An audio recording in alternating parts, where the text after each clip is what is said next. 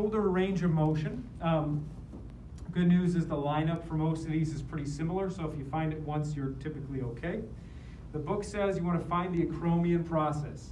The way to do this is kind of trace the shoulder down to, typically if you have a shirt with a crease, and you feel a bump sort of in the center of your shoulder, at that crease is the acromion. That's an easy way to find it. If you go too far interior, you're finding other bony processes, or the back, you're finding the spine of the scapula. You want that thing in the center that kind of points out like an arrow towards, away from you. That's the acromion. The place we want to line up for most of these is, they say 2.5 centimeters below the acromion. Look, I'm not going to measure that. Just go down slightly, maybe an inch or so from the acromion. They want you basically centered at the glenohumeral joint. So as I look at Chad, that is about the right spot. If I kind of imagine that deltoid as like a circle, our spot's going to be in the center of that circle.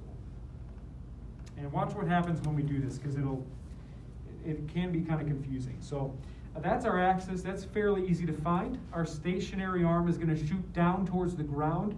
In fact, it's going to stay in line with the torso. So the key is we want to make sure as Chad extends his shoulder, he's not leaning forward. He's got to be sitting upright pretty well in order to get an accurate score. And so that's an easy way people cheat, and you have to kind of cue them for that. So Chad, the first one we'll do is shoulder extension.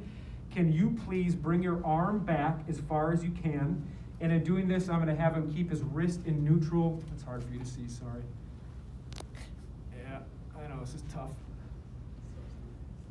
The wrist in neutral, not in supination or pronation, but kind of like you're doing a karate chop. All right, so I've cued him. We've done our thing. Can you bring that arm back, shoulder back as far as you can? But to make sure that my stationary arm stays shooting down. My movable arm is going to go in line with his humerus, and you can relax a minute. You'll notice that the axis changed a little bit, didn't it? It shifts upwards. You can especially see it when you put a dot on somebody. That is okay.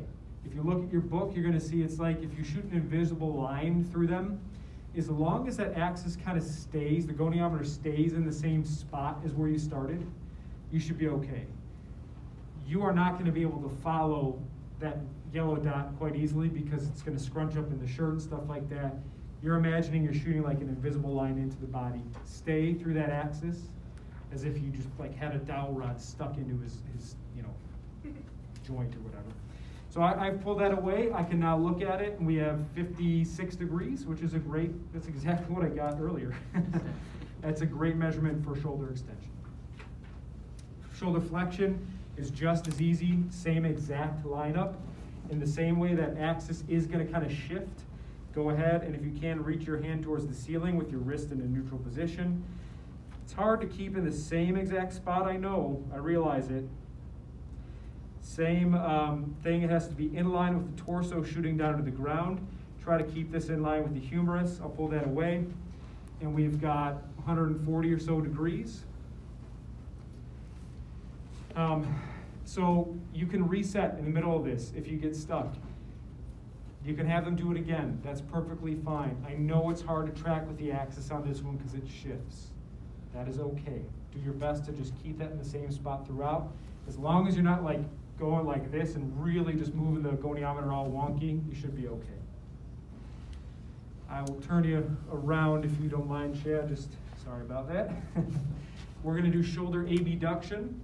That's moving away from your body. I should mention this. We are not going to do adduction. You can cross that off your list. AD, bringing towards, you can cross off your list.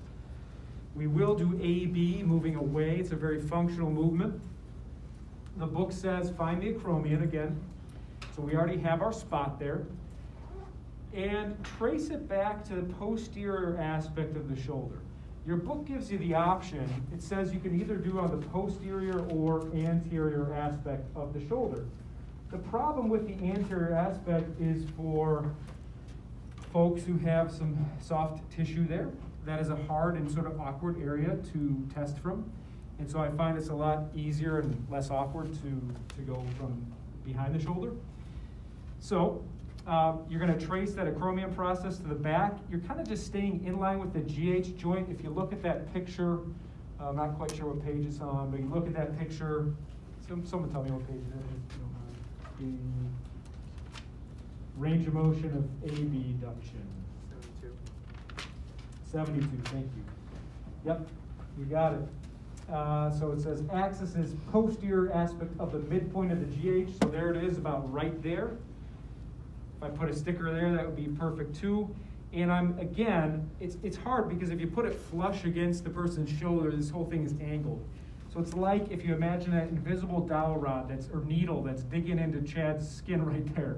That's how we're going to keep this goniometer. Stationary arm stays down, shooting towards the ground. They say in line with your sternum. Kind of a weird way to think about it. It's more just shooting down straight to the ground, in line with your spine. And I'll say bring that arm up and out to the side like you're raising your hand over your head. Again, keep that wrist in neutral.